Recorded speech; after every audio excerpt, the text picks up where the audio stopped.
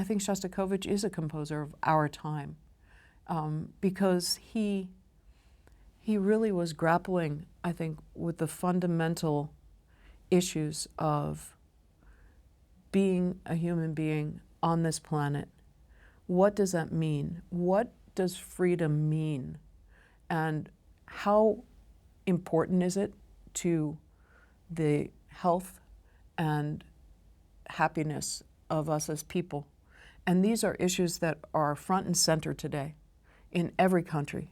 And we're looking at similar conditions. You know, it's amazing how so many things change, and sadly, nothing changes.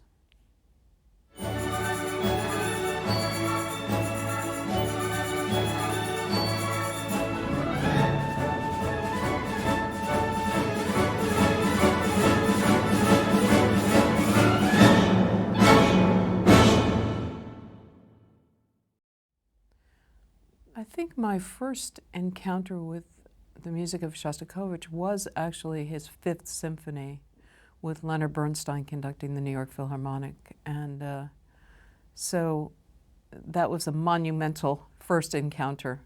And I fell in love with the piece and the weight of it and the energy of it. And I don't think at the time I really understood the irony and the sarcasm and the duality and the double entendres everywhere.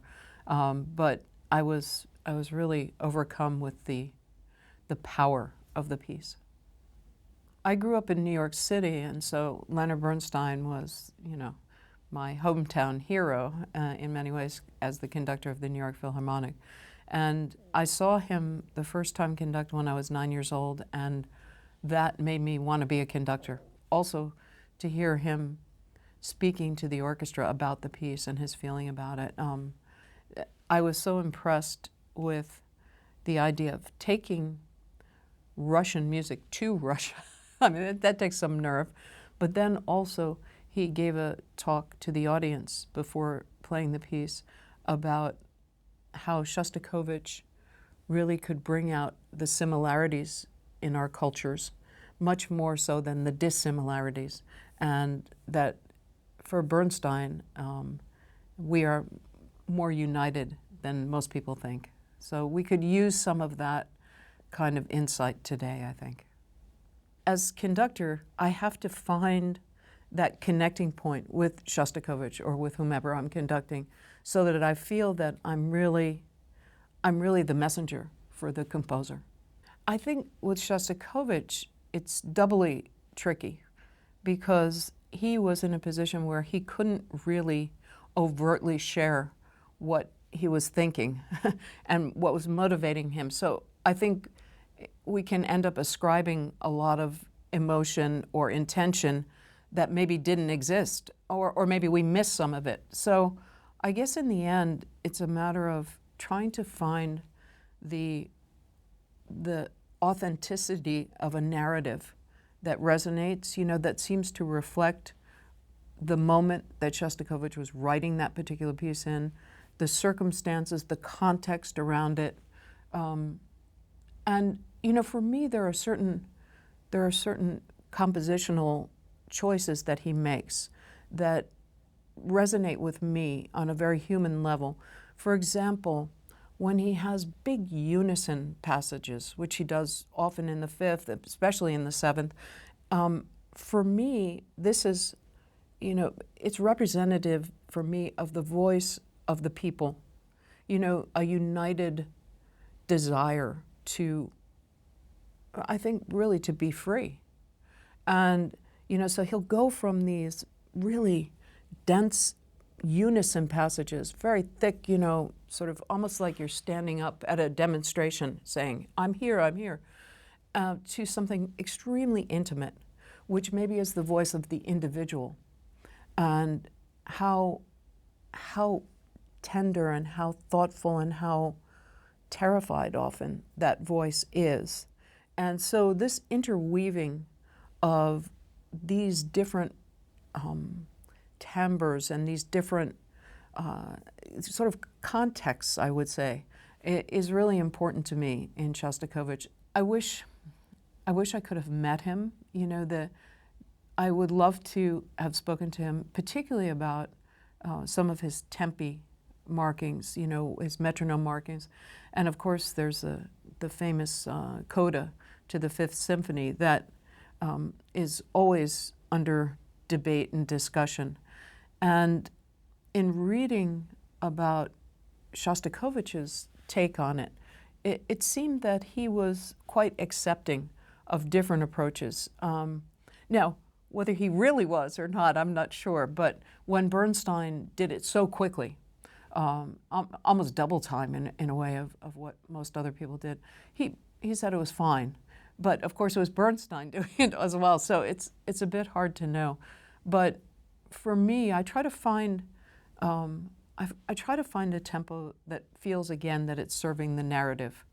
And I don't think Shostakovich was quite as possessive about tempo as other composers are. I think he was much more concerned with content and message. I think that the Fifth Symphony of Shostakovich is really an epic story. From the very beginning, ba-bee, ba-bee, ba-ba, there's a battle. You know, the strings are fighting against each other. And within 10 seconds, they go from this brutal fight to abject apathy. And I think in the first less than a minute of the piece, you feel, oh my God, this is an emotional roller coaster of a piece. And it really continues that way. The first movement to me is really, it's exploring those extremes of emotion. The second movement, which is the more the dance movement, is a parody, of course, of a Mahler symphony, but it's also an extremely sarcastic and tongue-in-cheek kind of movement. It's got that scherzo humor in it, but still there's something about it that's a little bit scary. And for me, the apex of the piece is really the slow movement, the third movement. This, to me, is where Shostakovich is telling us about his despair. And it's formidable. You know, you hear it starting in the distance because the back of the strings begin the piece. And I try to position them so they're far away, and you hear it coming closer and closer, and it's just painfully tortuous, this movement. I think it should be as well. And then we start the last movement, and you think, okay, we're in the clear now. But I approach the last movement differently from most conductors. I try to make it a gradual accelerando all the way to the first main arrival. And it's very tricky because you have to constantly be pushing the tempo, but I feel that there's this urgency. You know, it's almost like an approaching army, or that we are trying to push ourselves toward the border. And I feel that the finale also has a terror in it, and a sort of a rigidity, or a determination, maybe that's the better word. And of course that also impacts then how the coda has to be performed, in my opinion. I think that even in the light music, there's a profundity with Shostakovich. And you know, even when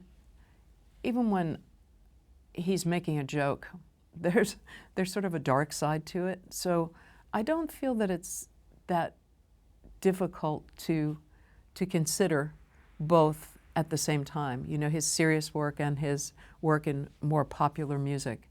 But it's really interesting that his popular music is not very popular. You know, people don't perform it very often. So maybe we've grown accustomed to viewing Shostakovich as, you know, this sort of brooding, very dark artist who represents all of these all of these divisive elements at once. Does being American influence the way I look at or I perceive and present the music of Shostakovich?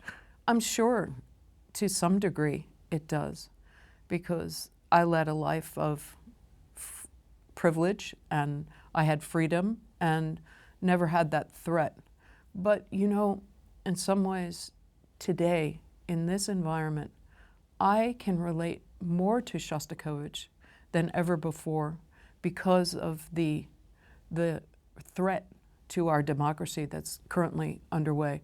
And I can feel my rights as an American, as a woman, being taken away.